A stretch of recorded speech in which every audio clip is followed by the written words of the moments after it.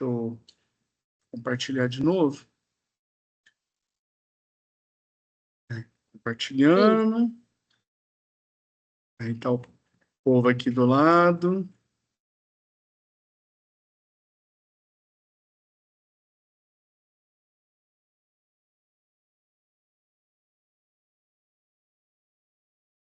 Deixa eu pôr aqui assim.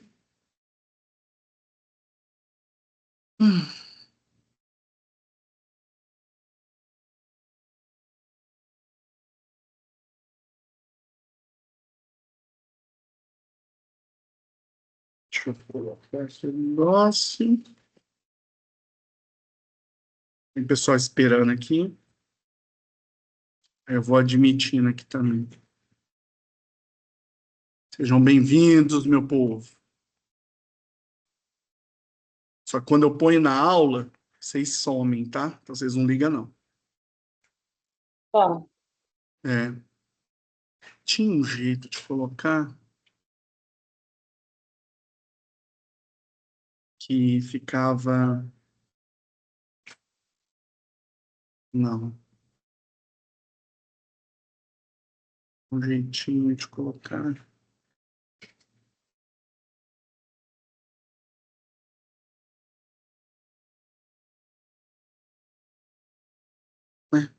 Já tá Mas tá aparecendo, professor. Só aparece pequenininho embaixo, mas dá para ver o rostinho de vocês. Você consegue me ver, né? Aham. Ah, então, beleza. Show. É que eu preciso ficar vendo... Deixa eu ver se eu consigo colocar o Luciano aqui, que é meu parceiro. Vai me ajudar. Colocar ele como...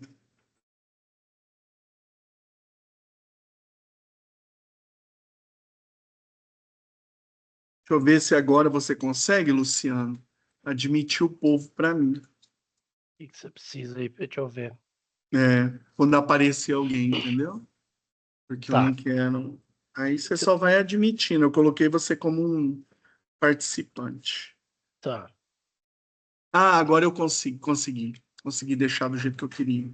Tô vendo vocês e tô compartilhando a tela. Aí, pronto. Agora sim. Fica bom. Ah lá, agora eu consigo. Vê se você consegue. Se aparece para você admitir?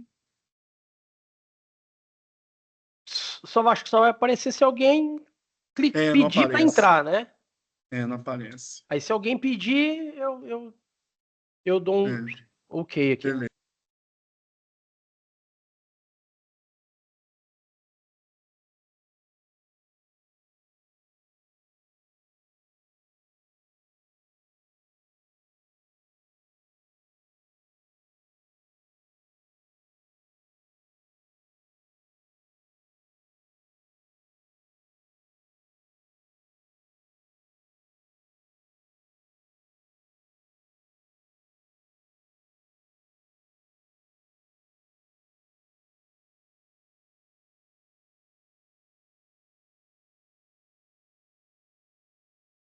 Rodrigo, você tá sem som.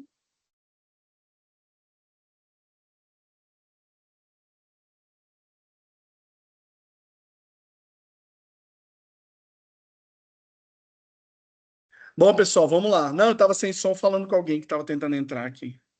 Por isso que o pessoal tá... Esses 15 primeiros minutinhos, o pessoal tá entrando, chegando. Então vai acontecer isso aí. Deixa eu ver se...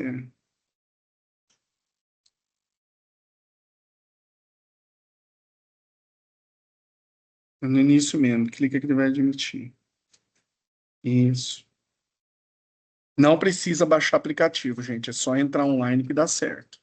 Não tem exigência, não. Você pega e clica, continua, entendeu? Continuar online. Mas depois eu vou deixar aqui gravado para vocês também. Deixa eu ver aqui.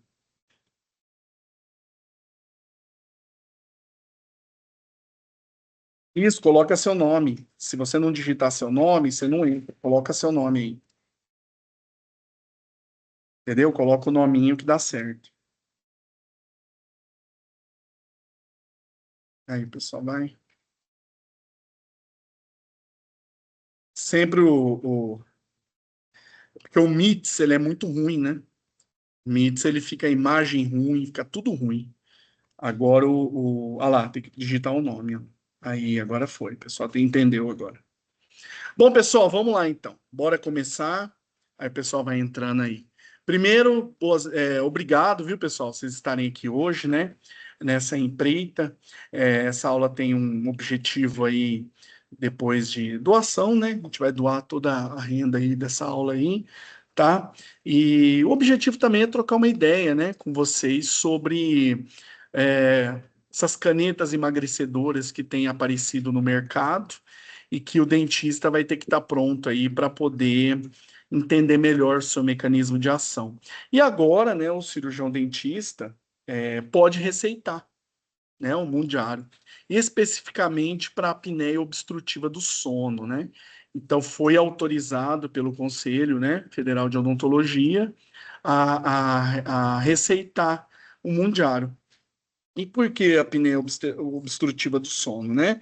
Porque ela afeta toda a parte de respiração bucal, afetando então a salivação, a produção de saliva, consequentemente afetando ali a microbiota bucal, né? Causando uma desbiose ali, né? Se você tem respiração bucal, você causa uma diminuição, uma secura ali na boca, causando também problemas de ordem odontológica, né? Então, a apneia obstrutiva do sono pode ser tratada em conjunto, né, de preferência com o otorrinolaringologista, mas pode receitar. Então, tomar muito cuidado, pessoal, porque não pode ficar receitando, né, para emagrecer, né, que aí que é o problema. Pode receitar para apneia obstrutiva do sono.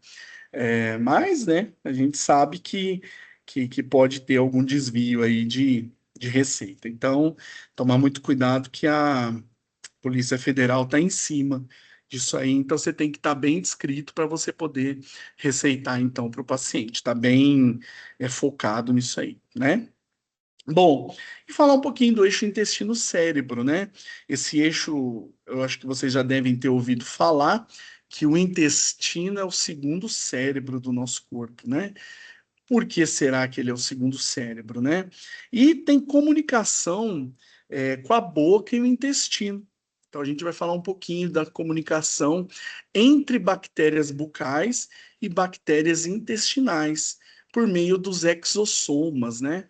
Exossomas são vesículas que levam substâncias pelo corpo e que fazem a comunicação entre essas bactérias, né?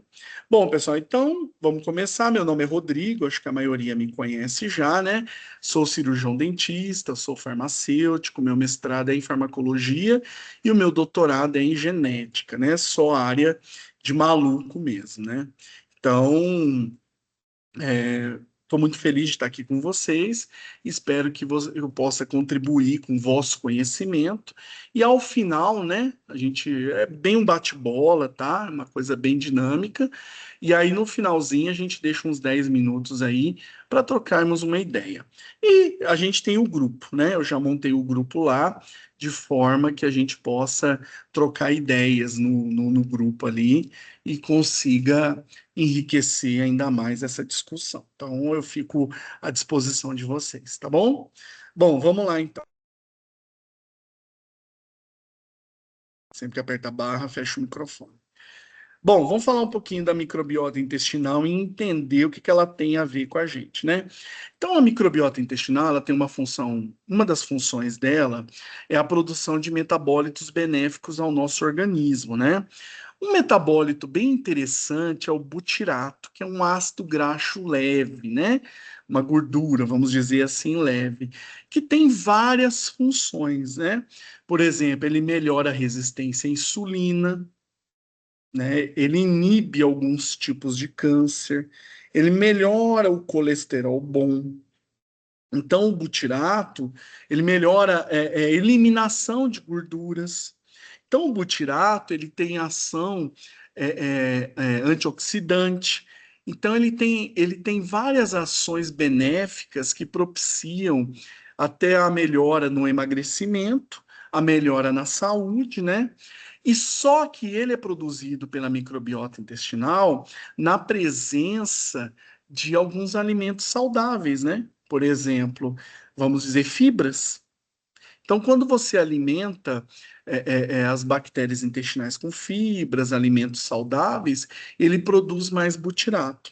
Esses alimentos saudáveis, essas fibras, são chamadas de prebióticos. Vocês já devem ter ouvido falar dos prebióticos. Inclusive, né, um colega meu, né, que é o Luciano que está aí, ele até me instigou depois a montar uma aula de prebiótico e probiótico para cirurgião dentista.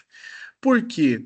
Porque os prebióticos e os probióticos não mexem só com a microbiota intestinal, eles mexem também com a microbiota bucal, né? Então, quando ele causa uma disbiose benéfica, né, na boca, ele pode melhorar a saúde bucal, inclusive. Mas aí é um assunto, né, até para outra aula aí, para a gente poder mostrar para vocês, tá certo? Tá dando eco? Ah, gente, por favor, fecha o microfone para. Por favor, fecha o microfone. Por favor, fecha o. Nossa, tá dando eco. Aí, agora parou. Continua a aula aí, vocês estão enxergando, normal, né? Tá bom, vocês vão me falando aí, tá bom? Ai, sumiu o modo aqui, mas beleza. Bom, então, pessoal, outra coisa. A microbiota intestinal modula também o sistema imunológico, né? O sistema imunológico, aliás, a maior parte do sistema imunológico do nosso corpo estão nas placas de Peyer, que estão presentes no intestino. É uma região rica em linfócitos T, né? E a gente sabe que os linfócitos T são os que produzem os anticorpos, né? A maioria dos anticorpos. Então, pessoal, peraí, só deixa um minutinho aqui. Deixa eu ver aqui. Saiu da apresentação Tab. Peraí, vou ter que sair. Deixa eu voltar aqui Isso, compartilhar de novo, pessoal. Ele sai do modo apresentação e se infelice. Isso. Volta aqui, garoto. Aí, agora sim. Eu consigo enxergar aqui. Somente quem está entrando. Isso. Pronto. Isso.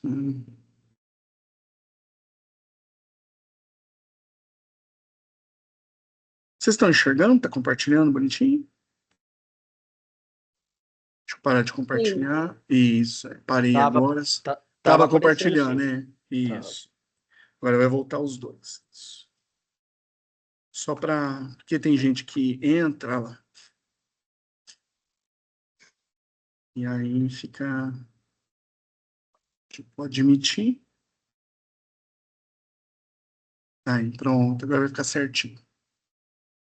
Então, pessoal, a maior parte do sistema imunológico está presente no intestino, né? Olha que lindo que é. Os linfócitos T, todos os dias, eles coletam bactérias do intestino, né? Coletam as bactérias do intestino para verificar se elas pertencem à microbiota do intestino. Então, elas olham assim e falam assim: Fulano. Ah, você é amiga. Vai lá, estica o bracinho e devolve a bactéria de novo para o intestino. Isso ela faz todo dia para reconhecer bactérias nocivas ao nosso organismo. Então, olha só, se você pega um paciente que já tem problemas intestinais, né? Ou então que está com uma disbiose causada por uma caneta emagrecedora, depois a gente vai falar do mecanismo da caneta, apesar que a caneta causa uma disbiose boa, né? A gente vai ver por que ela causa uma disbiose boa, mas se você começa a receitar para esse paciente antimicrobianos constantes, anti-inflamatórios constantes, você vai selecionar algumas bactérias não boas, né? Algumas bactérias patogênicas. E aí o seu linfócito T vai pegar aquela bactéria patogênica e falar: opa, peraí, tem bactéria ruim. E aí causando o mecanismo da infecção. Tá? Então, é muito importante quando você vai atender um paciente que está tomando a caneta emagrecedora, primeira coisa, quanto tempo você está tomando a caneta, né? Segunda coisa, você tem infecções intestinais recorrentes? Terceira coisa, você tem hábito de tomar medicamentos sem receita? Que muita gente tem, né, pessoal? Ah, toma anti-inflamatório, tomo isso, toma aquilo, sem uma indicação precisa, tomando em casa. Então, você tem que unir essas informações para poder ver se vai causar algum problema no paciente, né? E acompanhar. Então, receitei antibiótico, né? Amoxicilina dá tanto problema? Amoxicilina não é tanto. Agora, por exemplo, uma clindamicina para um paciente que toma caneta emagrecedora é uma boa? Não, né? Porque a clindamicina, ela atinge muito a microbiota intestinal, né? Metronidazol é uma boa? Tem que tomar cuidado. Metronidazol também atinge muito a microbiota intestinal. Então, se você dá um antibiótico para esse paciente, atinge a microbiota intestinal dele, que estava em desbiose, em harmonia até, né?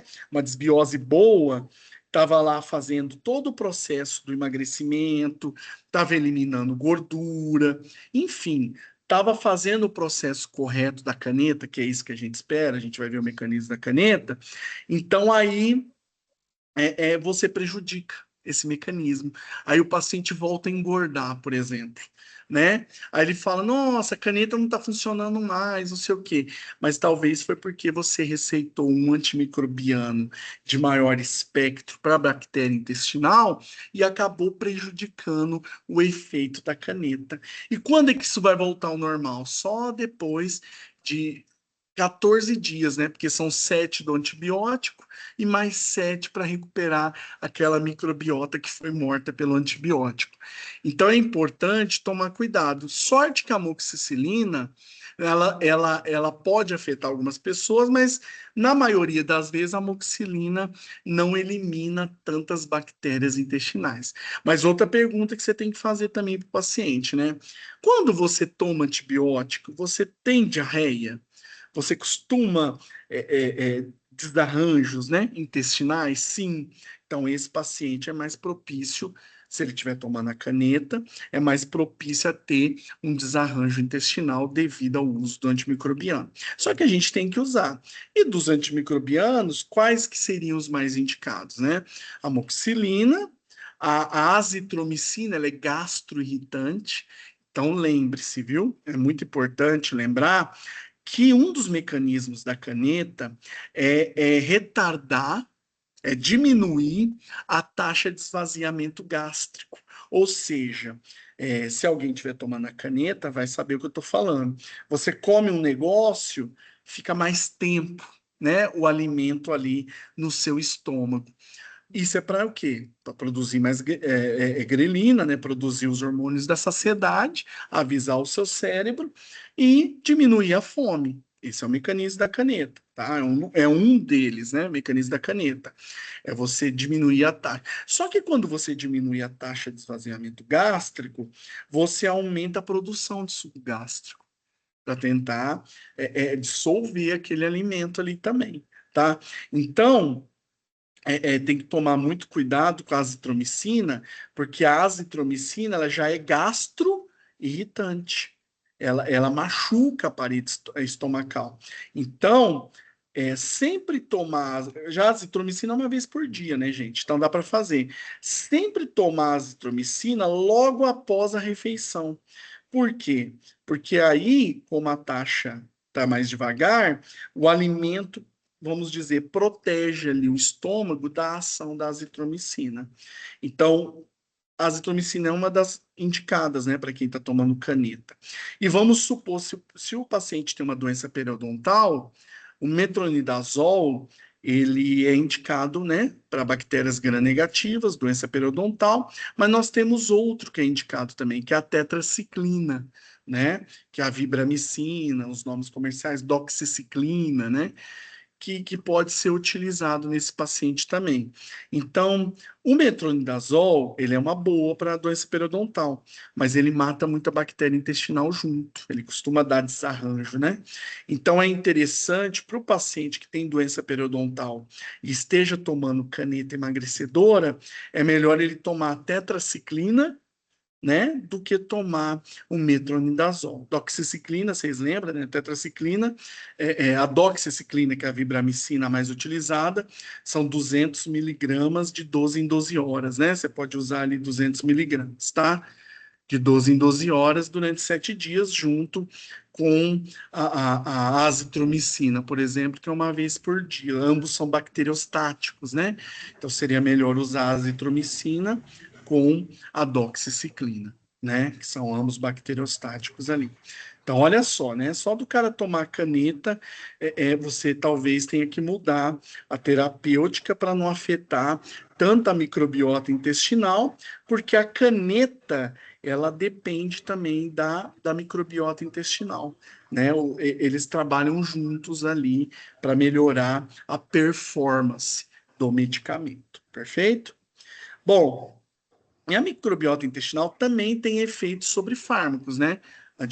Vão anotando as dúvidas, tá? No final eu abro, porque se a gente for falando aqui, a gente não vai conseguir render, tá bom? Então eu vou dar a explanação sobre tudo, e aí vocês vão anotando. Anota aí, eu preciso perguntar isso, preciso perguntar aquilo, para a gente trocar ideia no final. Bom, essa microbiota também tem efeitos sobre fármacos, né? Outros, né? Antidepressivos. A gente vai ver por quê. Anticoncepcionais.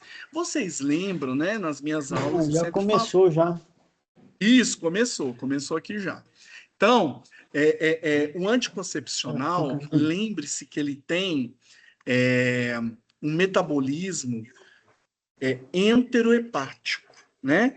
Então, o via oral, tá, pessoal? Só o via oral, tá? O anticoncepcional via oral.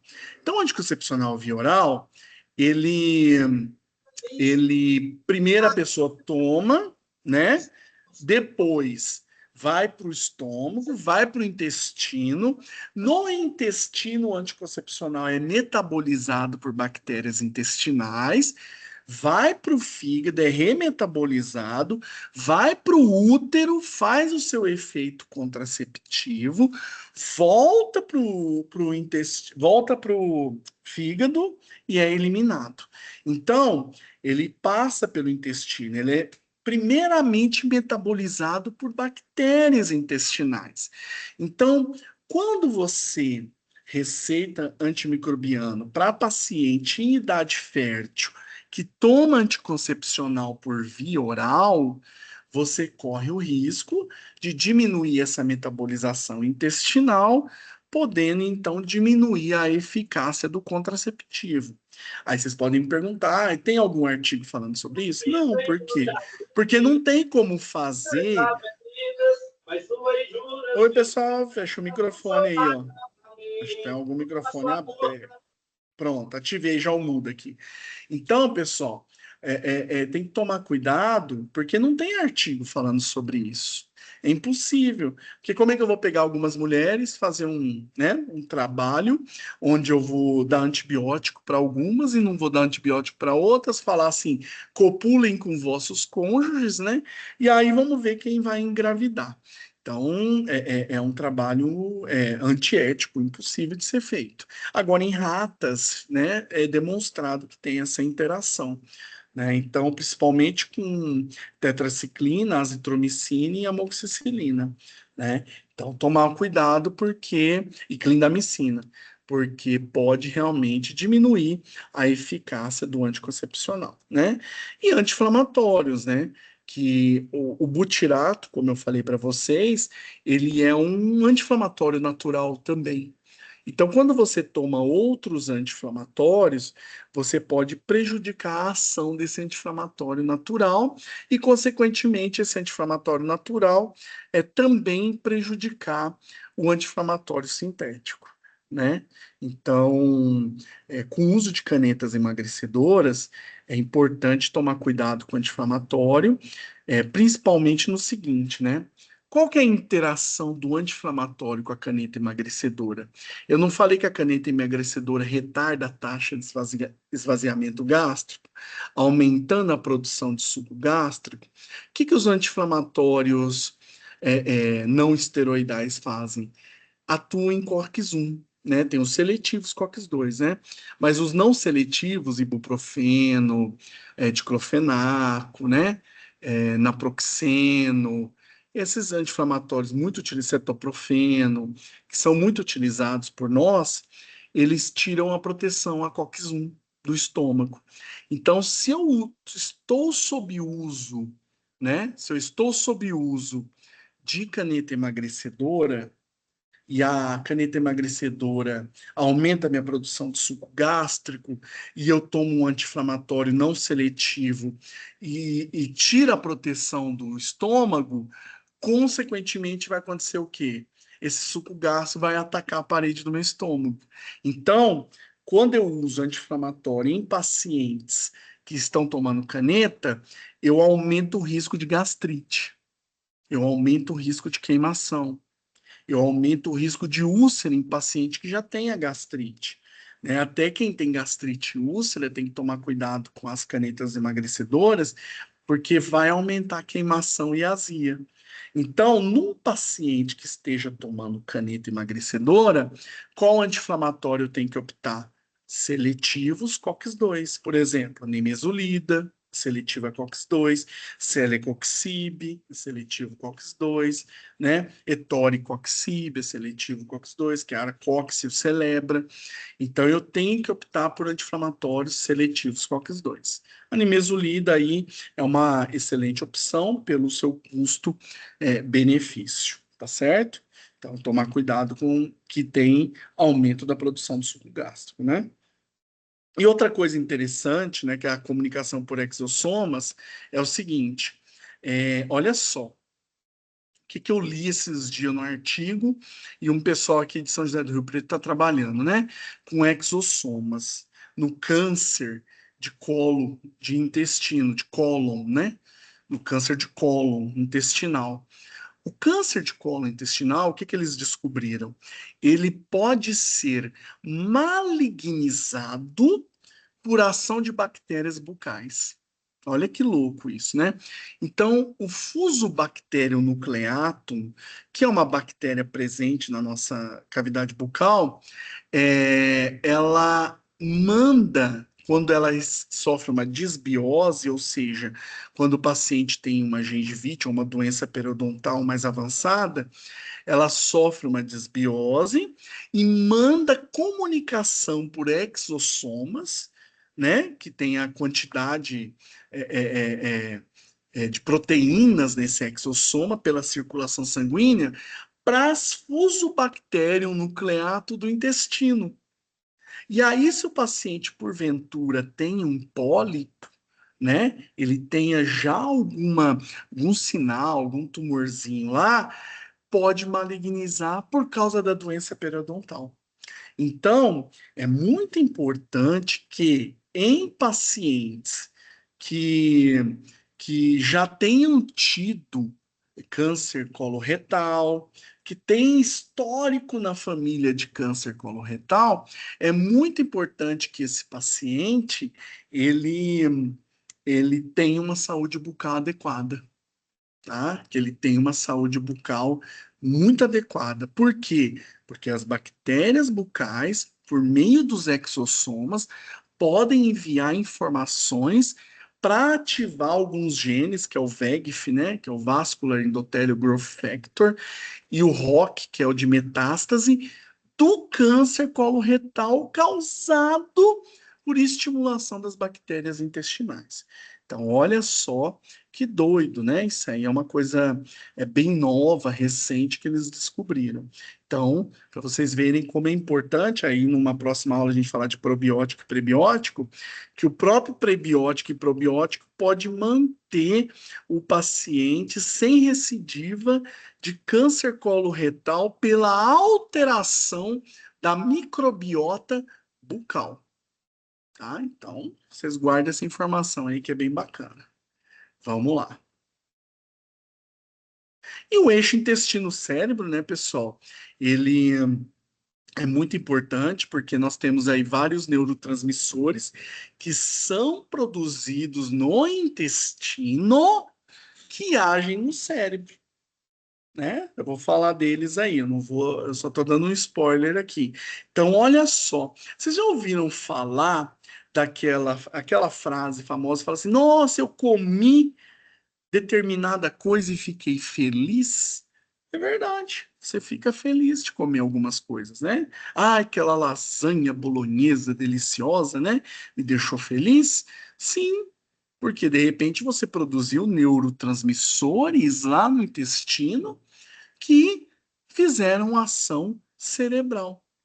Então, olha só, grande parte dos neurotransmissores cerebrais não são produzidos no cérebro.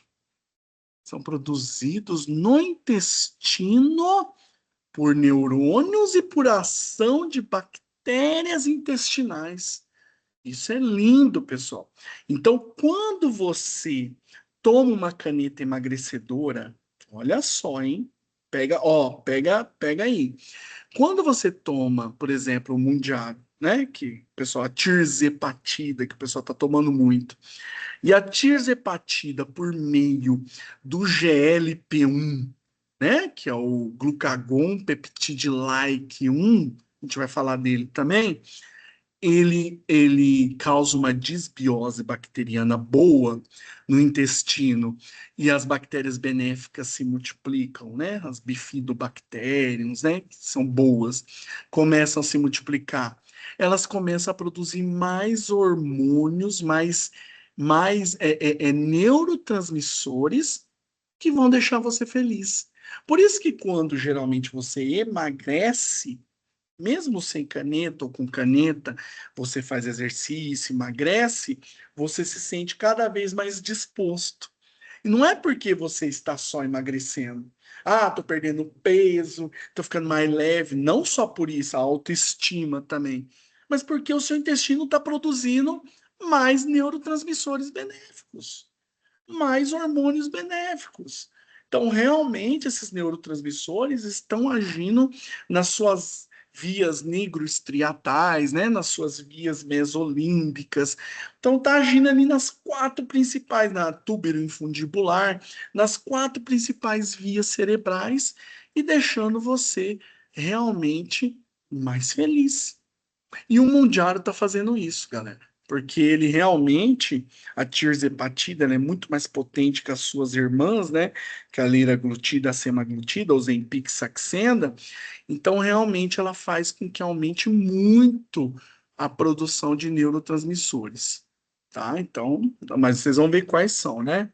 Bom, isso melhora a saúde mental, isso melhora a resposta ao estresse, porque tem um dos neurotransmissores que é produzido lá no intestino também, que é o GABA.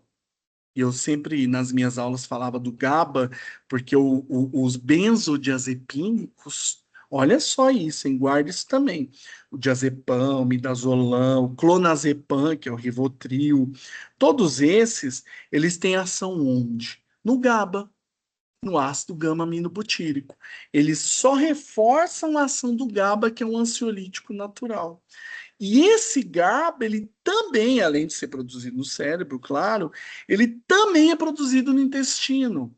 Então, quando você melhora a microbiota intestinal, produz mais GABA, você tem um aumento da potência de ansiolíticos.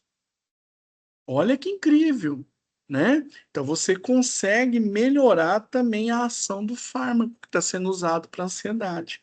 Então, uma pessoa que tem transtorno de ansiedade, né, generalizada, por exemplo, e toma uma medicação para o TAG, e ela tem uma boa alimentação e produz mais GABA no intestino, ela tem uma eficácia melhor do medicamento.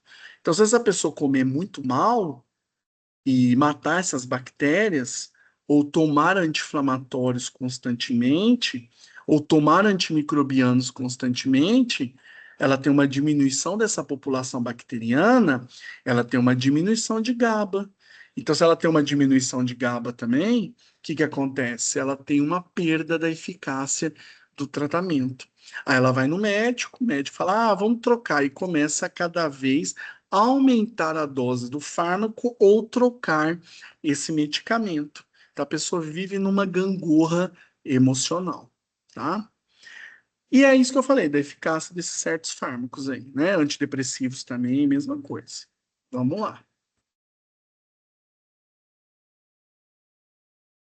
Bom, então, gente, olha que interessante. 90% da serotonina é produzida no intestino. E vocês sabem que a serotonina é o hormônio do dia, né? É o hormônio que nos mantém ativos, nos mantém animados ao longo do dia. 60% das alterações de humor são associadas à microbiota. E isso é verdade. Existe uma doença autoimune que chama doença de Crohn, né? A doença de Crohn, ela destrói, né? Ela despapila o intestino, ela causa erosões ao longo do trato gastrointestinal. Não é só no intestino, causa no estômago, pode causar no esôfago, pode até na boca, né? A doença de Crohn. E quando ela causa essas erosões, ela mata muita bactéria. Então é clássico da pessoa que tem doença de Crohn, que é essa doença autoimune, ter depressão associada, tá? Ter a depressão associada também. Então, a pessoa que tem doença de Crohn, além de ter que tomar um corticoide, ela também tem que tomar antidepressivo. E olha que interessante. O Mundiaro, tem alguns artigos que eu estava vendo hoje, ele melhora o humor na doença de Crohn. Porque ele causa desbiose, ele causa um aumento de bactérias benéficas e melhora o humor, porque produz mais GABA, produz mais serotonina, né? Então ele tem esse controle também, né? Bom, nós temos também probióticos que aumentam a 5-HTP, que é a precursora, né? Hidroxitriptofano, né? Que é a precursora da serotonina. Então, se você aumenta também o precursor de produção da serotonina, você também melhora a produção, consequentemente, da serotonina. Então, alguns probióticos. Vocês sabem a diferença de prebiótico e probiótico? Prebiótico são fibras, alimentos, suplementos que aumentam a quantidade da nossa microbiota. O probiótico não. O probiótico já é a microbiota pronta. Por exemplo, Yakult é um prebiótico ou um probiótico? É um probiótico. Activia, um probiótico. Floratil é um probiótico, já vem a bactéria pronta. Enterogermina é um probiótico. 2-bi é um probiótico. Agora, fibras são prebióticos. Inosina é um prebiótico. Então, prebiótico é tudo que já alimenta nossas bactérias, e o probiótico é aquele que já vem pronto. Quando eu uso um ou uso outro. Prebiótico eu uso para manutenção. Então, eu como iogurte, tomo Yakult, eu tomo Floratil de vez em quando, para dar aquela melhorada, entendeu? O probiótico, não, Floratil, desculpa, Floratil é probiótico. Eu tomo, assim, alimentos, né? Eu sempre como fibras. Eu estou me alimentando bem para melhorar, para manter a minha microbiota. Ah, não, eu tive uma diarreia, eu tive uma virose, passei mal, aí eu tenho que tomar um probiótico, aí é o Floratil, né? Para poder já entregar pronto, né, a bactéria, porque eu estou num estado de urgência. Então, só para falar a diferença dos dois, né? Então, também devido aos probióticos, né, você diminui a ansiedade. Por que você diminui a ansiedade? Porque você aumenta a produção de GABA, que é o nosso ansiolítico natural. Então, o GABA, que é o ácido gama-aminobutírico, ele aumenta a frequência dos canais de cloreto, né? Entrando cloreto, que é negativo, inibindo a despolarização, que é a troca de cargas, né? Então, quando você inibe a troca de cargas, você mantém mais estável a membrana nervosa. Você fica mais calminho, né? Então, o que eles estão percebendo com as canetas emagrecedoras? Que o pessoal que está tomando Mundiaro está mais de boa, paz e amor, até nisso. Por quê? Porque você melhora as bactérias benéficas, você aumenta a produção de GABA, você aumenta seu ansiolítico natural, ao mesmo tempo você fica feliz, você está emagrecendo, você aumenta a produção de serotonina, então você melhora o humor da pessoa de uma forma geral. O que dá muito, que o pessoal toma e fala assim, mas não é isso para mim não, eu vivo cansado.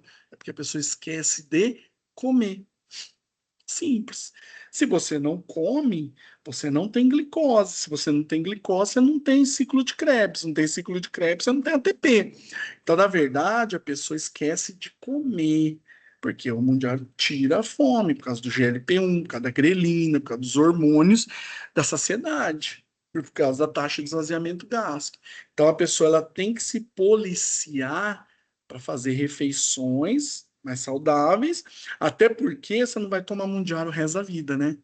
Então você tem que lembrar que uma hora você vai parar o tratamento, e se você não tiver se educado ao longo do processo do mundial, e ter, por exemplo, feito academia, criado músculo para ajudar você a manter por mais tempo, você vai engordar o triplo.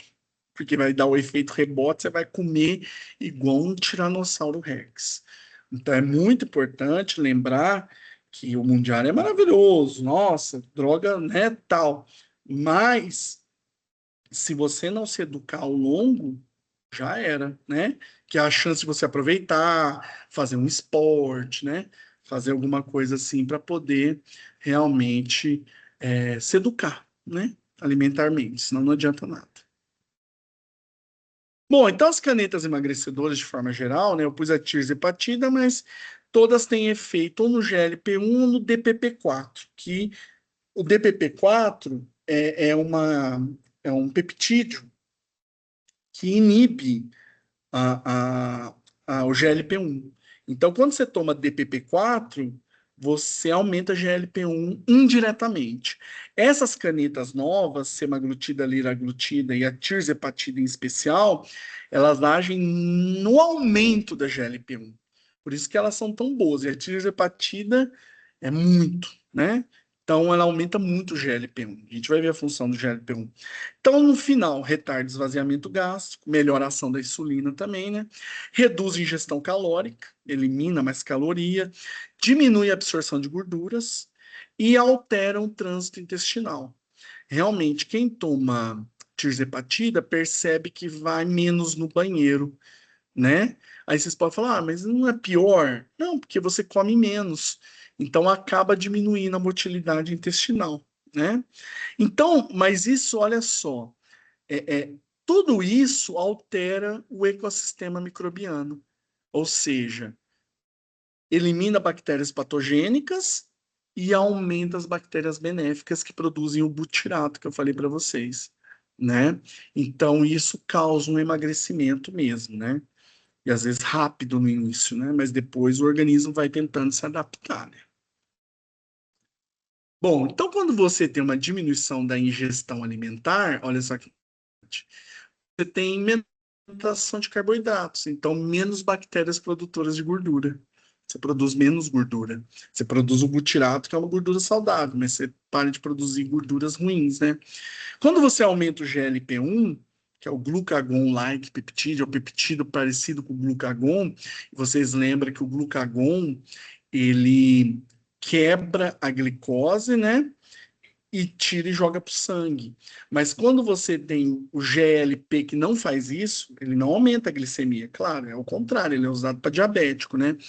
Quando você tem GLP-1, o seu organismo reconhece que não precisa produzir glucagon para aumentar a glicose. Então, quando o seu pâncreas diminui a produção de glucagon, você aumenta a ação da insulina, que é o hormônio contrário, armazena mais glicose. Mas como você também está produzindo hormônio da saciedade, você come menos, então você tem menos glicose para armazenar. Então você armazena pouca glicose, por isso que às vezes dá fraqueza.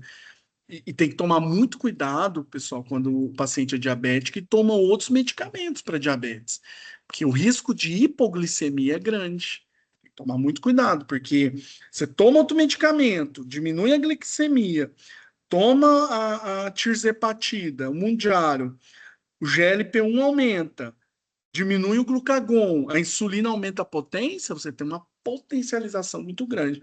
Então, para paciente diabético, é excelente, né? O Mounjaro. E para paciente que não tem diabetes, está só fazendo para emagrecer, tem que controlar a glicemia, tem que olhar a glicemia, senão você pode ter uma hipo. Então, por isso que dá muita fraqueza no início. Por isso você tem que se alimentar, porque senão você esquece de se alimentar, aí você tem hipoglicemia mesmo. E quem já tem hipoglicemia tem que tomar muito cuidado de tomar o Mounjaro, tá? Muito cuidado mesmo. Vocês sabem que se baixar de 40 a glicemia, existe um risco grande da pessoa ter um coma hipoglicêmico. Tem que tomar muito cuidado. Diminui o peso, diminui a gordura hepática, que é a esteatose, né? A famosa capinha de picanha do fígado, né? Então, quando você diminui a esteatose, você diminui também as bactérias pró-inflamatórias, né? Porque estão ali na gordura, estão ali no intestino.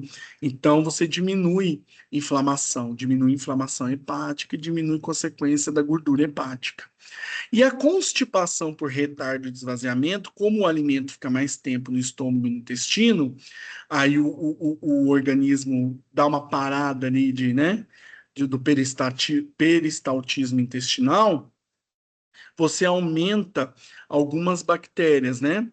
Por exemplo, aumenta metano, aumenta firmicutes, algumas bactérias ali, mas isso com o tempo é benéfico para o organismo, tá? Bom, vamos lá. Olha lá, a ação também melhora a inflamatória e diminui proteobactérica, patogênica. Melhora a metabólica, aumenta a Escherichia mucinífila, né, que é uma bactéria aí que aumenta o seu metabolismo. Olha só, né? Glicemia e o peso, né, que diminui, você aumenta a bifidobactério, tá? E a constipação, você aumenta também a Methanobrevibacter, né? Então, com o tempo, você percebe que usando Mounjaro e comendo menos, você nem solta tantos gases, né? Você começa a diminuir até a emissão de gases, vai diminuindo essa bactéria com o tempo. No início aumenta, quer dizer, aumenta a digestão, aumenta tudo, mas depois, com o tempo, diminui essa produção de gás. Quer dizer, você não peida tanto mais, né? Seu parceiro agradece. Bom, mas tem interações medicamentosas, né? E tem interações com medicamentos que a gente usa. Então tem que tomar muito cuidado. E tem interações com medicamentos que o paciente usa. Então o paciente pode passar mal na sua cadeira. Aí é o grande lance. Então, por exemplo, se o paciente já for diabético, toma insulina, porque assim, vocês sabem que o paciente diabético é um troço. Às vezes ele ainda está, né, bem obeso, está tomando insulina, está tomando sulfonilureias, que é a glicazida, glibenclamida, né? Então ele está tomando esses medicamentos para diabetes, mas ele não emagrece. Aí ele vai lá e começa a tomar o Mounjaro. Aí o Mounjaro, que aumenta a ação da insulina, e se ele está tomando insulina, ele pode ter hipoglicemia. E a gente sabe que hipoglicemia no consultório é complicado, né? Aí o paciente é diabético, você não sabe, ai, do açúcar, será que está com hipo, Por isso que é muito importante o cirurgião dentista ter sempre um aparelho de glicemia no consultório para aferir e ver se ele está com hiper ou com hipo, né? Porque os sintomas são muito parecidos, né? Mas a hipoglicemia geralmente causa escurecimento da vista, né? A pessoa começa as minhas vistas escureceram e o final dessa vida chegou, né? Aquela coisa. Então, tomar cuidado com o paciente diabético que toma caneta, tá? Agora, por exemplo, vamos supor que ele toma um Mounjaro e metformina, tem problema? A metformina, que é o Glifage, não tem tanto, porque a metformina é um conceito errado, tá, pessoal? A metformina não é hipoglicemiante, ela é normoglicemiante. Então, ela melhora também a ação da insulina, mas ela não é hipo, ela não vai baixar demais. Ela vai normalizar a sua glicemia. Então, com o Mounjaro, o efeito não é tão forte. Agora, se ele estiver tomando insulina e glicazida, glibenclamida, fique esperto, tá? O que que você vai fazer nesse caso? Falar para ele não tomar o medicamento para diabetes, a insulina ou a glicazida, antes da consulta. Tá? Porque ele já está tomando o Mounjaro. O Mounjaro, o efeito é de uma semana. Fala para ele deixar para tomar depois que ele se alimentar, né? Para não dar problema até para ele. Ensinar, ó, toma depois do almoço, toma depois da janta, né? Não toma antes em jejum, senão vai dar pau. Antihipertensivos, né? Os inibidores da enzima conversora de angiotensina, os bloqueadores de receptor de angiotensina, diurético, antagônico. Por quê?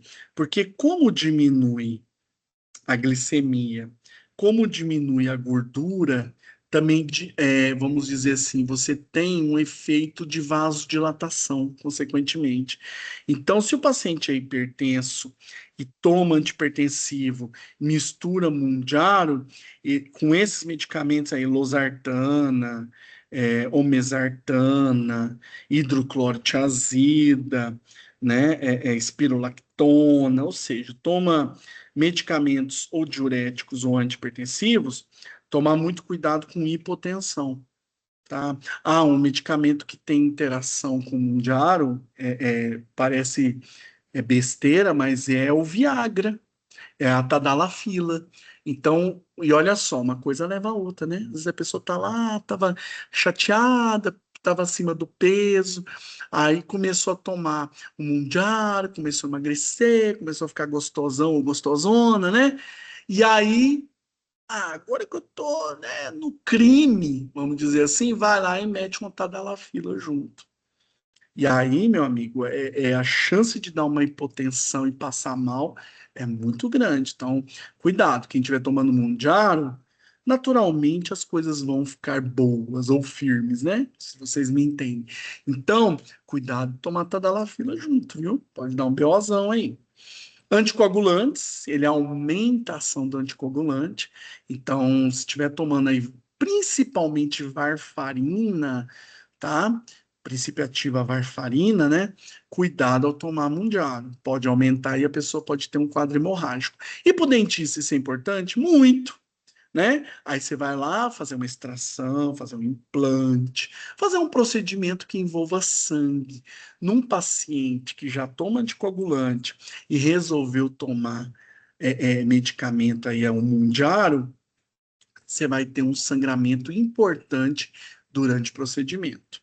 Aí o que fazer? Conversar com o médico para tentar diminuir ou suspender o anticoagulante, porque o Mounjaro não tem como tirar, né? A pessoa tomou, são 7 dias de efeito, o Mounjaro. Então não vai ter como tirar, mas o anticoagulante tem como suspender, tá? E como ele está tomando o Mounjaro mesmo, o anticoagulante vai ter uma ação residual mais tempo.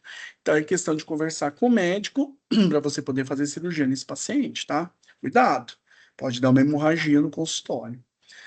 Contraceptivos, usar outro método 4 semanas após cada aumento de dose, o que é praticamente vou usar sempre, né?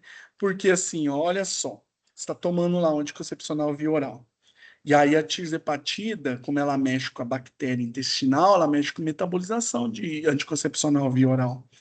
E aí você pode usar outro método 4 semanas após cada aumento de dose. Só que o aumento de dose acontece a cada 4 semanas, né?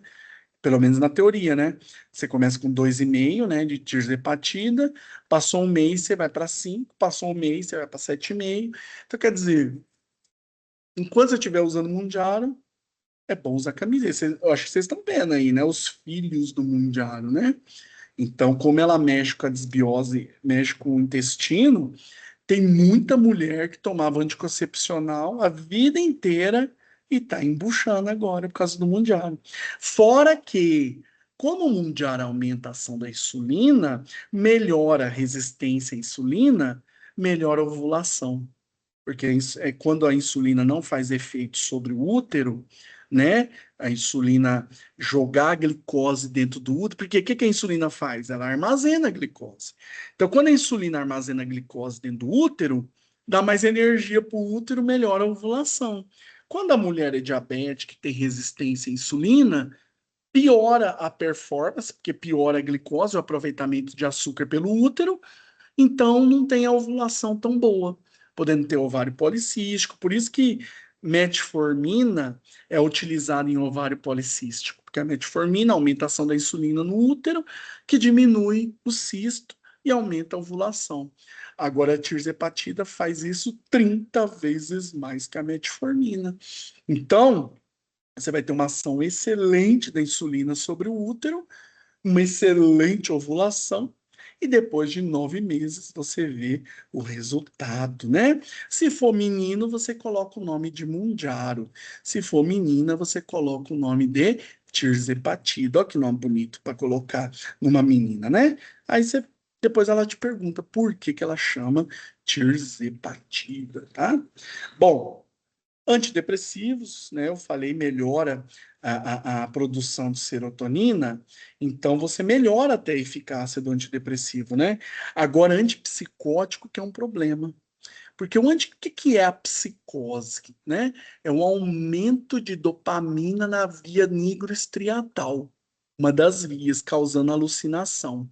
Então, quando você aumenta a serotonina, você aumenta também a potência da dopamina.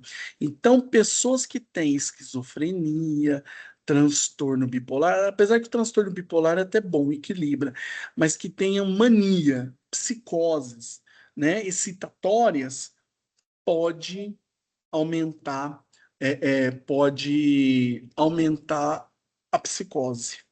Então tem que tomar muito cuidado, né? Se você toma um medicamento antipsicótico, você tem que ter um carinho aí, cuidado com o mundiário, que pode aumentar a alucinação, essas coisas, né? Opioides, que são depressores, né? Também aí lembra que o opioide é um analgésico de ação central, codeína, morfina, né? Então eles agem no cérebro tampando alguns portões da dor, né? E a tirzepatida, ela passa pela barreira hematoencefálica também. Então, pode diminuir a eficácia do opioide, tá? E o metilfenidato é a ritalina, né? A ritalina usada para TDAH, que é o transtorno de hiperatividade. A ritalina é a camisa de força ali, né? Para segurar a atenção. Quando você toma tirzepatida, passa pela barreira hematoencefálica, pode diminuir a ação da ritalina. Então, não é bom misturar os dois, tá? Então, pessoas que tomam Ritalina, não é bom ficar tomando Mundiaro. Escolhe uma coisa ou outra, né? Porque a Ritalina geralmente, só que assim, se a pessoa tem TDAH, ela tem que tomar Ritalina constantemente, né? E os AINES, cuidado, hein, pessoal? Quando vocês forem receitar AINES para o paciente, receitem sempre dosagens menores, né? Por exemplo, a nimesulida, ela tem de 100 miligramas, de 200 e de 400.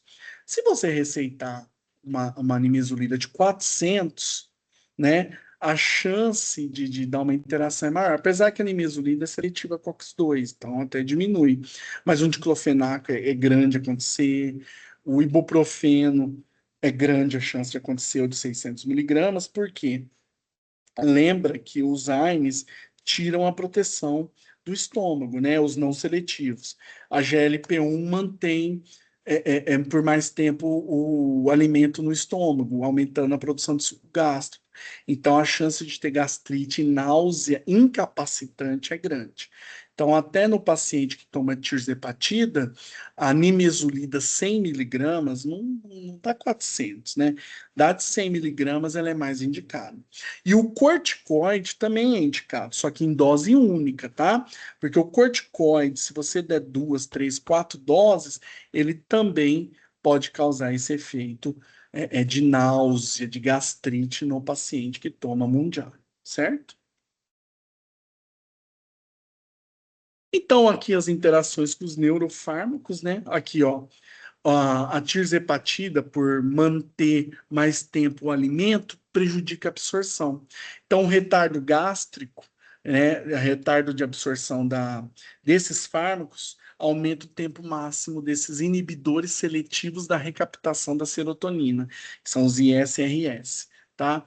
Então, pode dar aumento de náusea, pode dar vômito, pode dar é, sobreposição serotoninérgica. Por quê? Porque o GLP-1 não faz a bactéria produzir mais serotonina, esses inibidores seletivos de serotonina seguram ela mais. Então, você tem um aumento do efeito desses fármacos. Então, é sempre importante, quem toma escitalopram, fluoxetina, paroxetina e citalopram, tem que consultar o médico e provavelmente vai precisar diminuir a dose desses antidepressivos, porque está tomando o Mounjaro. Porque o Mounjaro aumenta a produção de serotonina e esses medicamentos é para segurar mais tempo a serotonina no cérebro. Então, muito importante, né, a pessoa conversar com o médico nesse sentido. E aí, onde que o dentista entra nisso, né? Cuidado com a adrenalina nesse paciente. Então, você vai usar um anestésico com adrenalina nesse paciente que já toma sertralina, que toma Mounjaro, ele já está hiperexcitado, ele já tem um aumento de pressão arterial, ele pode ter um aumento de excitação. Então, se você acertar a adrenalina dentro do vaso num paciente ou usar muitos tubetes com adrenalina nesses pacientes, pode ter uma síndrome adrenérgica, ou seja, palpitação, sudorese, aumento de PA, aumento de ansiedade, tá? Então, nesses pacientes que estiverem fazendo uso de sertralina mais Mounjaro recentemente, ele não está equilibrado ainda, cuidado com o excesso de adrenalina do anestésico, beleza? Pode usar, mas em doses menores. A venlafaxina, duloxetina, a desvenlafaxina, a mesma coisa, né? Olha lá, ambos aumentam a noradrenalina, então se você usar anestésico que tem a noradrenalina ou adrenalina, pode piorar a situação do paciente, aumentar a pressão arterial, né? Porque o GLP-1 realmente ele aumenta a noradrenalina do corpo.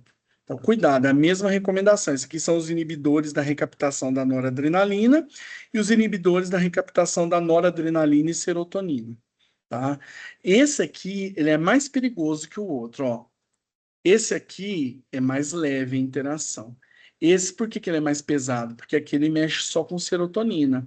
Esse aqui mexe também com noradrenalina. Então, a chance de aumentar batimento cardíaco e aumentar a pressão arterial é muito maior nesses pacientes. Nesses aqui, se puder usar prilocaína com felipressina como anestésico, é até melhor.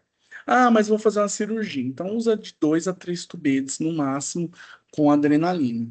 Porque esse paciente aqui que toma Mounjaro, aliás, o paciente que já toma esses neurofármacos normais sem Mounjaro já é perigoso. Com o Mounjaro, muito mais perigoso, tá? Então, cuidado. Esse paciente aqui, normalmente, ele já vai ter PA aumentado. Se ele está tomando Mounjaro com isso aqui, por isso que antes de tomar o Mounjaro, tem que conversar com o médico, porque às vezes não dá para tomar Mounjaro, ou então não dá para aumentar a dose. Esse paciente é um paciente que tem que tomar 2,5 o resto da vida, que não é a dose de tratamento do Mounjaro, mas já dá um barato ali, já começa a mexer com a desbiose, né? E nós temos os estabilizadores de humor, que é a pessoa que tem transtorno bipolar, né? Toma lamotrigina, ó, pode diminuir a absorção da lamotrigina e ter recaída de humor. O lítio, né? Que pode aumentar, porque o lítio, normalmente, a pessoa que toma lítio, ela tem que sempre estar monitorando o potássio, porque elimina lá, monitorar a litemia, pode eliminar muito potássio, e a tisopatida pode potencializar o Mounjaro. Então a pessoa tem que tomar muito cuidado, porque se perder potássio demais, bomba de sódio e potássio, coração entra em desritmia, possibilidade de infarto, né? Carbamazepina também, que é outro estabilizador de humor. Pode diminuir a absorção, então tem que monitorar a concentração do medicamento. E a carbamazepina também é usada como anticonvulsivante. Então, se ele estiver usando como anticonvulsivante, pode também ter problemas, né? E o valproato desses estabilizadores de humor é o que tem menor impacto, mas pode causar mais sono. Porque o valproato, ele age também lá em GABA. E aí, como o Mounjaro melhora a microbiota intestinal e faz com que haja maior produção do GABA, que é o nosso ansiolítico natural, com o valproato pode causar uma sedação. Então, o paciente que toma valproato de sódio, toma Mounjaro, tem que tomar muito cuidado ao dirigir veículos, porque ele pode ter uma sedação constante aí, tá? E os antipsicóticos clássicos, né, que é a quetiapina, olanzapina, risperidona e clozapina, é, eles têm, normalmente, quando o paciente toma esse medicamento, eles têm um aumento de peso, né? Eles têm um aumento de peso. Então, para eles, o Mounjaro é excelente, porque ele inibe esse aumento de peso causado por esses fármacos, tá? Só que como ele também aumenta o efeito desses fármacos, efeito sedativo, a pessoa pode ter sedação, né? Náusea e uma hipersedação, ou seja, ficar sempre morgando, né? Andando igual um Walking Dead. Aí você faz o quê? Ou ajusta o Mounjaro ou ajusta a droga, né? Que aí a pessoa consegue se estabilizar. E a clozapina, monitorar a glicemia, porque a clozapina também acaba mexendo no mecanismo glicêmico, então pode diminuir muito a glicemia do paciente, quem toma clozapina. Então, tomar cuidado também, monitorar a glicemia constantemente, certo?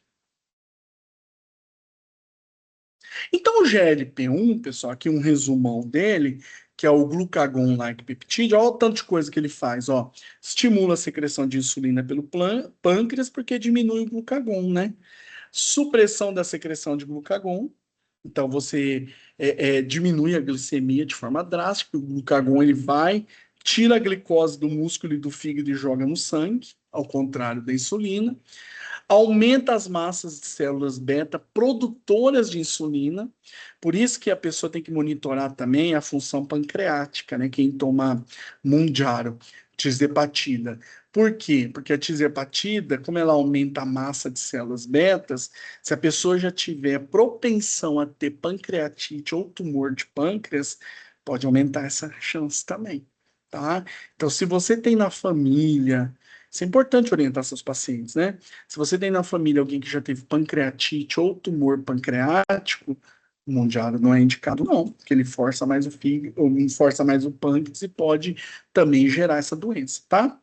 Melhora a sensibilidade à insulina, no sistema digestivo e apetite, retarda o esvaziamento gástrico, dando sintoma de saciedade, ela promove a saciedade, tem efeitos cardioprotetores e nefroprotetores, porque diminui a pressão arterial, melhora a sua produção de gordura, colesterol à noite. Vocês sabem que o colesterol é produzido à noite, né? Tanto bom quanto ruim. Então, se você toma ômega 3, que é um ácido essencial, né? Que a gente não produz, o 6 e o 9 a gente produz de acordo com os alimentos, mas o 3 não. Então, você quer tomar ômega 3, tem que tomar à noite, porque aí você realmente combate o LDL, o VLDL e aumenta a produção de HDL, que é o High Density Lipid, que é o bom, né? Efeitos neuroprotetores, porque se você diminui a glicose em excesso, você não destrói neurônio. Tem até um tipo de diabetes, que é a diabetes tipo 3, que ela é só destruidora de córtex cerebral, né? E funções anti-inflamatórias, né? Então diminui a morte celular, diminui a inflamação, porque ela diminui as bactérias inflamatórias e aumenta a produção de bactérias boas. Sendo bem utilizado, a tirzepatide é um fármaco assim revolucionário, gente, revolucionário, mas tem que ser bem utilizado, tá? E as interações com o GLP-1, né, que são aumentados pela tirzepatida. O corticoide, então, que eu falei para vocês, uma dose única não tem problema. Mas se a pessoa tem doença autoimune, toma corticoide rotineiramente, o corticoide reduz a sensibilidade do GLP-1. Então, a tirzepatida não vai ter tanto efeito. Além do que, o corticoide aumenta a resistência insulínica, né? Por isso que o cortisol, que é produzido nosso no estresse, você começa a ter chance de ter diabetes, né, com tanto estresse. Você diminui a resistência à insulina e aumenta a produção E aumenta a ação da adrenalina, que quebra mais glicogênio e aumenta a glicemia também, né? Os antipsicóticos de segunda geração, a olanzapina, quetiapina, reduz um pouquinho de GLP-1 endógeno. É muito bom a tirzepatida, né? Mas tomar cuidado. Inibidores da DPP-4, que eu falei, que são outros fármacos que aumentam a GLP-1, né? Não soma o efeito, mas é uma redundância terapêutica, é uma bobeira se eu usar inibidor de DPP-4, né? Benzodiazepínicos crônicos, o diazepam, midazolam, quando a pessoa toma cronicamente, aumenta o apetite. Então, acaba combatendo o efeito do GLP-1, né? Que a tirzepatida aumenta o GLP-1. E antihistamínicos H1, né? O que é um antihistamínico H1? H1 é um receptor de histamina que está presente no túbero infundibular, que é o centro de alerta. Então, quando você fica tomando antialérgico tipo Fenergan, que é prometazina, dexclorfeniramina, hidroxizina, que são esses fármacos que dão sono, antialérgico que dá sono, você vai também ter aumento de fome e de peso. E reduz a ação também da GLP-1. Então, pessoas que têm alergia e quer tomar Mondiar, quer tomar tirzepatida, tem que tomar loratadina, fenoxifenadina, que é o Alegra. Então, você não pode tomar os que dão sono. Antialérgico que dá sono combate a ação do Mounjaro, tá? Então, tomar muito cuidado com isso aí. Gente, era isso então que eu queria falar para vocês aí, né? Foi um resumão. Tá aí meu WhatsApp, para não ficar uma aula muito extensa, já temos 1h30 de aula, que beleza. Então, meu WhatsApp tá aí, meu Instagram tá aí, meu YouTube, assistam meus vídeos lá, e eu fico à disposição de vocês sempre que vocês precisarem. Tá todo mundo lá no grupo, né? Então, o que vocês precisarem de mim, eu estou à disposição, né? Todo mundo tem meu contato aí. Vamos lá. Agora eu quero ver a carinha de vocês, né? E aí, pessoal, gostaram dessa aula, do resumão? Foi boa? Foi Foi ótimo. ótimo. Ai, que bom, fico Professora, eu feliz. só tenho uma dúvida aqui. Por favor, vamos lá. No metronidazol, para pacientes, né, com problemas periodontais, você falou que é para usar a dociclina mais azitromicina. Uhum. A dociclina, então, não pode ser usada com amoxicilina, ou com a azitromicina. Porque assim, o que acontece com a amoxicilina? A amoxicilina ela é bactericida. A doxiciclina, que é a tetraciclina, ela é bacteriostática. Mesmo que eles atinjam micro-organismos diferentes, gram positivo e gram negativo, às vezes pega algum micro-organismo e para a reprodução. E a amoxicilina só age quando há reprodução bacteriana. Então, quando você para a reprodução do micro-organismo, vira água de coco a amoxicilina, não faz efeito. Então, o ideal é sempre usar ou dois bacteriostáticos ou dois bactericidas. E a azitromicina, ela tem sido muito bem utilizada, né? E ela é fácil, você dá uma por dia, você tem, né, por exemplo, 5 dias, uma por dia, 15 dias de efeito bacteriostático, tá? Então, junto com a doxiciclina, que também é bacteriostática, vai pegar gram positivo, gram negativo, sem nenhuma interferir na outra. No caso de quem estiver usando a tirzepatida. É melhor. É isso. Rô, você falou a Entendi. respeito do Monjaro, ele Hum, na parte da hipertensão só cortou na hora da transmissão. hum. Paciente hipertenso, o que ele afeta quando toma medicação?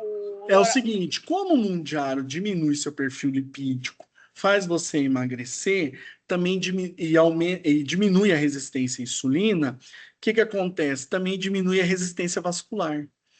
E quando diminui a resistência vascular, o seu sangue flui de forma mais adequada. Então vamos dizer que a tirzepatida é muito boa para pacientes hipertensos. Só que aí, qual cuidado você tem que ter? Se o medicamento não vai ficar muito forte. Porque aí, às vezes, a pessoa emagreceu, ela tomava lá 100 miligramas de losartan. Aí ela emagreceu 20 quilos.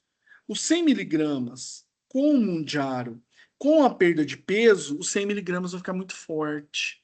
Então, há o risco da pessoa ter hipotensão na sua cadeira. tá? Vai poder diminuir a pressão, a pessoa ter hipo, passar mal, enjoar, vomitar. E aí você fala, nossa, será que é hipoglicemia ou hipotensão, né? Por isso que é bom aferir a pressão arterial e aí você vai lá dar alguma coisa para a pessoa comer, para a pessoa voltar do mundo dos mortos, né? Porque a hipotensão é muito ruim. Aparelho de glicemia, eu aprendi com um professor de fármaco que eu tive, sabe? Que eu não sei quem é. Ah, gente boa ele, hein? É. Eu não sei quem é. E caso de lipedema também dá diferença nisso, Rô? No quê? Pacientes que têm lipoedema. Linfoedema? É, o lipedema. Não, dá diminuição, porque você diminui a retenção de líquido, né? Você diminui tudo, assim. É realmente um medicamento bem interessante. Então, ele diminui glicemia, diminui pressão arterial, diminui inchaço. A pessoa começa... Qual que é a diferença da tirzepatida para semaglutida e liraglutida? Ela te diminui mesmo, ela te emagrece a tirzepatida, que ela te desincha, né? Então, você vê que o paciente... Por isso que paciente que toma tirzepatida sem fazer exercício físico, sem fazer academia, fica murcho. Ele começa a ficar meio estranho, sabe? Você olha assim a pessoa... É por isso que eles chamam de bariátrica medicamentosa, né? Porque realmente parece uma bariátrica, você vai murchando, você vai diminuindo. Então, assim, tem que tomar muito cuidado da pessoa manter a musculatura, porque você perde proteína. Então, se você não tomar um whey, se você não tomar uma creatina, não ingerir proteína, você vai ficar estranho. A tirzepatida vai te murchar. Você fica parecendo um cotonete, você entendeu? Fica só cabeça, só sobra cabeça em você. Entendeu? É mais ou menos isso, né?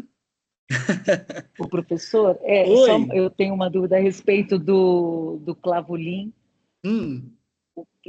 O senhor acha que pelo clavulanato de potássio ele também tem alguma ação? Porque ele causa muita diarreia, né? Na maioria dos meus pacientes. Sim. O problema do clavulanato usado só em casos de bactéria resistente, né, a amoxicilina, realmente o clavulanato ele atinge bactérias intestinais. Só que assim, é aquela história, né? O paciente está com infecção, né, resistente. Aí, se você usar azitromicina, às vezes não vai fazer a eficácia necessária. Você tem que usar o clavulin. Então, aí tudo é bom senso. Então, você vai falar para o paciente assim, ó, você está com infecção, eu vou precisar usar o clavulin, isso vai prejudicar um pouco o efeito do mundial. Entendeu? Mas aí o que você vai. Aí que é o grande X da questão. O que você vai fazer para não prejudicar tanto o efeito? Você pode receitar um probiótico. Tá. Sacou? Porque aí, se você receita o probiótico junto, você pode ter uma perda bacteriana, mas não tão expressiva a ponto de diminuir muito o mundial. Então, o que você faz? Entra com o clavulin e já entra com 2-bi, por exemplo, ou entra com enterogermina. Entendeu? Então, você dá a enterogermina já de manhã, uma vez por dia, aquele flaconete, e continua com o clavulin normal. Aí você não prejudica tanto o efeito do mundial. Por isso que é importante o dentista conhecer de probiótico e prebiótico. Ele ajuda a gente num monte de coisa. Então a próxima aula é essa, né? Uai, se vocês quiserem, eu tô aqui. Eu quero. Lá no grupo eu vou dando sugestão. Vocês falam assim, eu topo, eu topo. Então, beleza. Eu topo também. Então, beleza. Vou esquematizar, vou jogar lá no grupo, de repente, para quarta que vem já. Olha que legal. Pronto. Opa, bora. Presente de Natal. Obrigada, viu, professor? Foi sensacional. Obrigada, viu? Obrigado, Marna. Valeu mesmo, viu? Fico feliz. Obrigada. Se no caso da clavulin trocar pela ceftriaxona ou por injetáveis? Ah, não. A ceftriaxona injetáveis atinge bem mais. Aí você tem que entrar com probiótico mesmo. Injetável, sempre o efeito é mais agudo, né? É normal a pessoa tomar injetável e ter diarreia, né? É normal, porque afeta muito mesmo. Afeta muito. Tem pessoas que não são sensíveis, tá? A microbiota dela não é tão sensível, mas é mais sensível, né? Normalmente o injetável ele ataca mais as bactérias intestinais. Somente quem está tomando anticoncepcional via oral, né? Tomar muito cuidado. Aí pode pôr o nome da menina de ceftriaxona. Né? Ô, garotinho. Fala aí, Lu. Vamos viajar aqui um pouquinho. Vai, ixi, agora complica. Ele é professor de farmácia também, esse bicho aí. Vamos lá. O negócio é o seguinte. Inter-relação doença periodontal com obesidade. Uhum. Tá? Então já tem vários achados, já artigo mostrando citocinas de processo inflamatório induzindo tudo quanto que é coisa. Uhum. Hoje você falou que a principal indicação, ou única indicação que nós dentistas podemos prescrever Monjaro seria para hoje a apneia obstrutiva. Isso, hoje tá? Uhum. Você acha que o Monjaro ele pode vir algum dia a ajudar no tratamento da doença periodontal em pacientes obesos? Acho. Acho. Porque, como eu disse para você, que os exossomas, eles podem ir da boca para o intestino, mas também pode vir do intestino para a boca. Sim. Então, e tem trabalho mostrando a ação do GLP-1 já melhorando ajudando a melhorar a microbiota da boca. Sim, porque se você melhora a bactéria intestinal, se você melhora a microbiota intestinal, essa informação pode vir pelas essas proteínas, né? Que isso aí é pura proteômica, né? Pode vir, que é estudo da proteína através da genômica, né? Então, o papo ficou bom agora. Então, pode vir os exossomas do intestino, as bactérias intestinais se comunicarem com as bactérias bucais, ativar alguns mecanismos de seleção natural de bactérias. Você melhora a desbiose. Isso, gerando uma desbiose bucal, matando bactérias como o Aggregatibacter e melhorando a doença periodontal, com certeza. Fechou. Inclusive, o que a gente vem percebendo é que quem está usando Monjaro já está melhorando também a saúde periodontal. Velho. E agora que eu comecei a ver, eu falei, vai dar certo esse troço aqui. Então é uma coisa interessante de vocês olharem, né, os pacientes que usam Monjaro, se eles estão tendo uma melhora na condição periodontal. Eu vou falar, eu, por exemplo, eu emagreci 10 quilos com academia, mas falei, vou usar esse Monjaro. Eu percebi que eu não tenho mais gengivite. Entendeu? Melhorou. Entendeu? Então, assim, é um negócio doido. Eu testei até em mim para ver. Você usou quanto?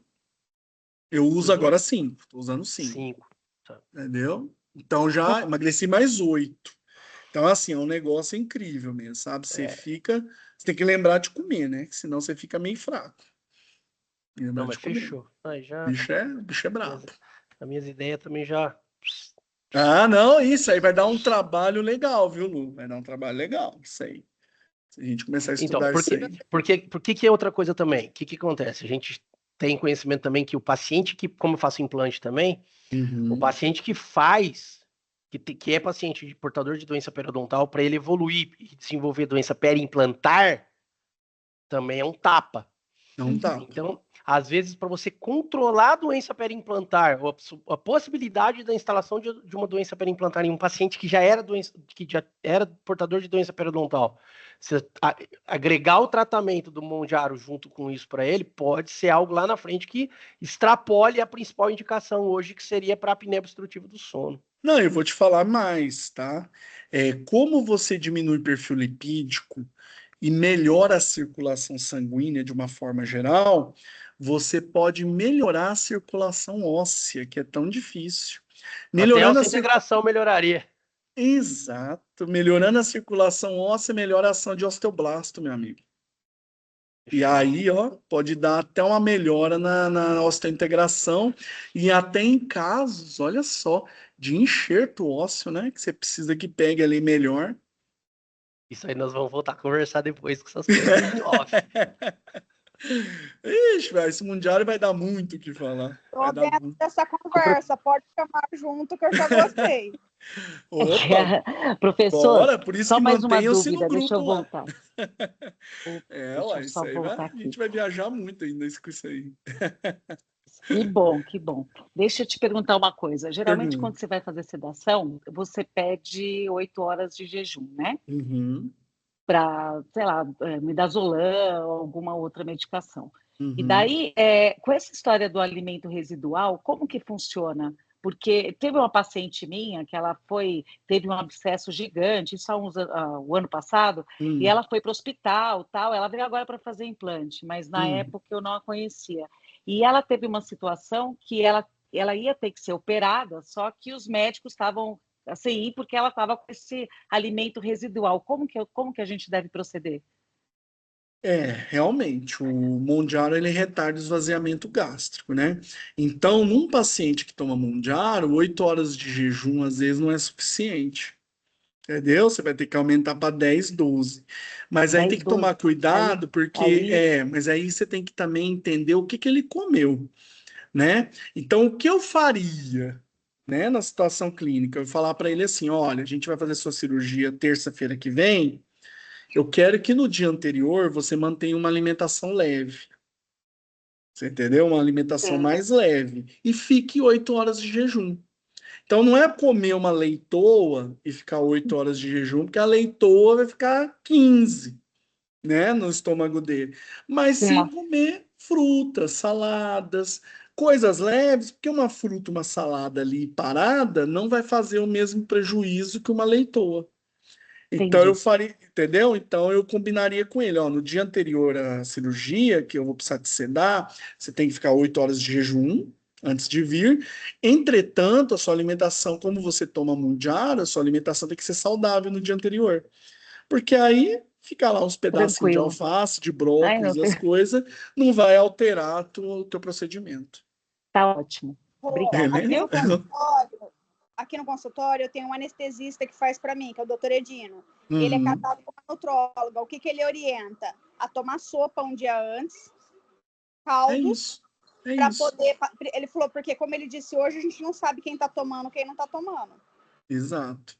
Então, Exato, porque ir de estômago vazio total é ruim, mas ir de estômago pesado também. Então, porque dá hipoglicemia. Exatamente, se tiver hipoglicemia e sedando, você tá no corgo, né? Entendeu? Então é isso aí. E aí, gente, tranquilo? Vai, mais uma perguntinha. Quem quer perguntar mais alguma coisa? Tranquilo? Então tá bom. Gente, então espero que vocês tenham. Olha, a Mara aí. Vai ser a próxima. Vamos marcar para semana que vem de probiótico e prebiótico aí, se vocês quiserem. Bora. Eu já monto um trem louco para vocês já, tá? Mas eu jogo lá no grupo, aí vocês pensam. Porque assim, a gente está fazendo realmente uma obra de caridade, tá, gente? Esse dinheiro vai ser todo revertido. E faltou um pouquinho ainda. Então, de repente, com a aula que vem, eu faço um preço mais baratinho e aí a gente completa a obra lá que a gente precisa. Tá bom? Mas é isso. Então, beleza, gente. Ó, um prazerzaço estar com vocês. Espero que vocês tenham aproveitado. Depois eu jogo o link da aula gravada lá para vocês reassistirem novamente. Que isso é um assunto que precisa, né? Tá sempre aí reassistindo. Tá bom? Então, um beijo no coração de vocês. Muito obrigado pela confiança. E espero que vocês tenham gostado aí. Boa noite. Valeu, gente. Boa noite para vocês. Boa noite, pessoal. Boa noite, boa noite. Até quarta. Até quarta, de repente. Você vai fazer o de férias, assistir a aula, né, professor? Bom demais. Tamo junto. Valeu, gente. Tchau. Até mais.